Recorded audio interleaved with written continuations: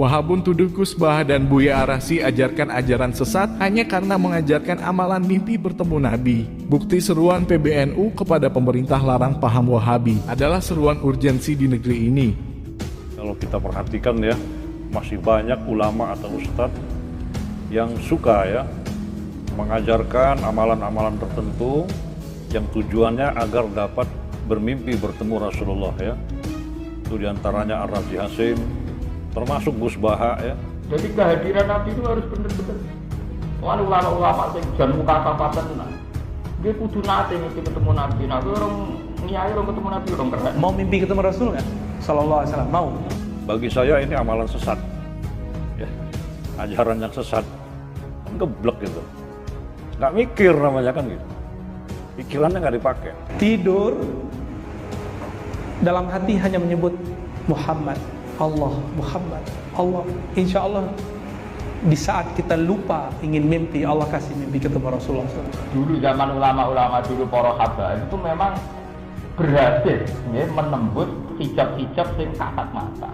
Jika roh tenan kanjeng Nabi, roh tenan sing nur-nur sing dikersakno kanjeng Nabi. Sebab itu semenjak itu terus banyak karangan-karangan sing saya mimpi ketemu Nabi dengan nasihat begini-begini.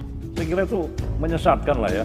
Jadi saya kira ajaran-ajaran yang menyuruh mengamalkan sesuatu amalan dengan tujuan bisa mimpi ketemu Nabi, itu nyesatin itu. Oh, kalau begitu salafi itu bukan pengikut kaum salaf, tetapi sebenarnya istilah orang-orang yang salah fikir.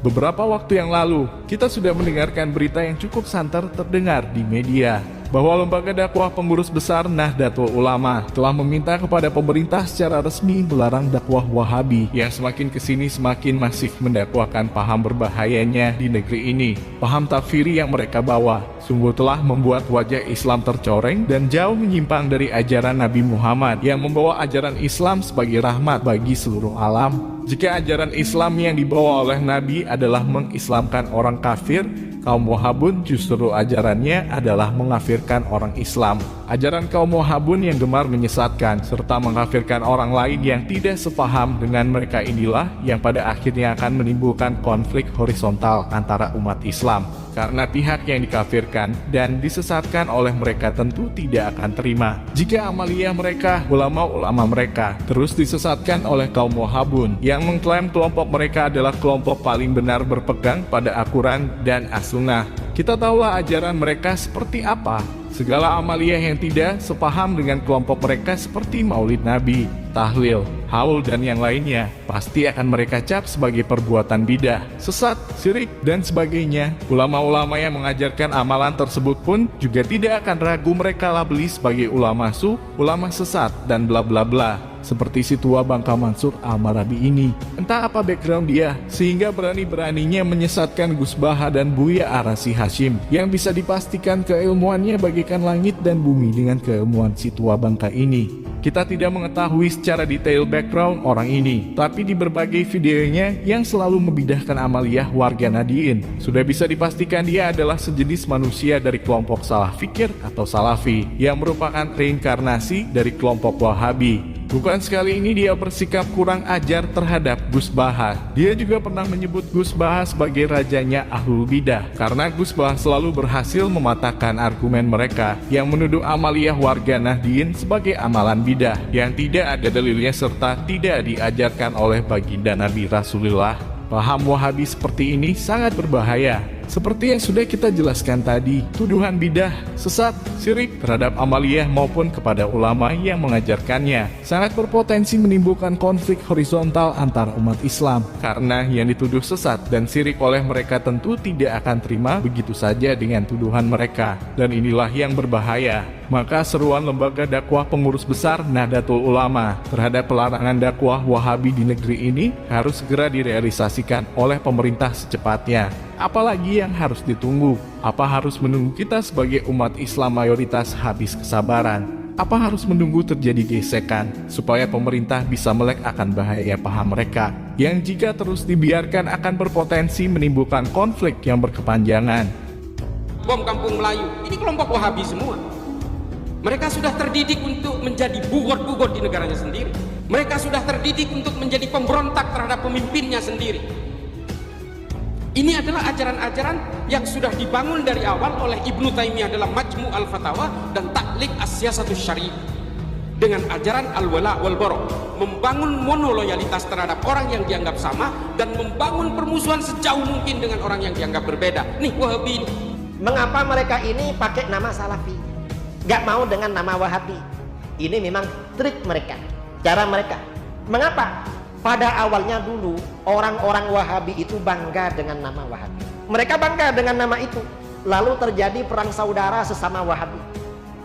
Setelah terjadi perang saudara saling membunuh, nama Wahabi menjadi jelek. Mengapa? Kerjanya membunuh saudaranya sendiri. Ajaran-ajaran ini kemudian diakselerasi, digulirkan oleh Muhammad bin Abdul Wahab untuk kebutuhan konsumsi kekuasaan politik kerajaan Ibnu Saud di Arab Saudi. Lalu kemudian digulirkan oleh Said Qutb, Hasan al-Banna dan sebagainya Mesir. Lalu kemudian digulirkan lagi di Arab Saudi yang kemudian melahirkan Osama bin Laden.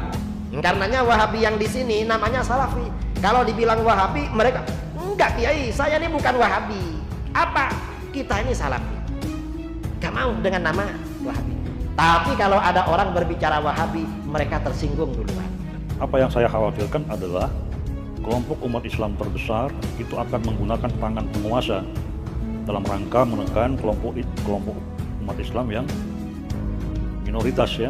Kalau sampai terjadi pelarangan terhadap Wahabi, saya khawatir akan ada tindakan-tindakan yang brutal. Jadi terjadilah umat Islam membantai umat Islam. Katanya bukan Wahabi, tapi kok orang berbicara Wahabi tersinggung.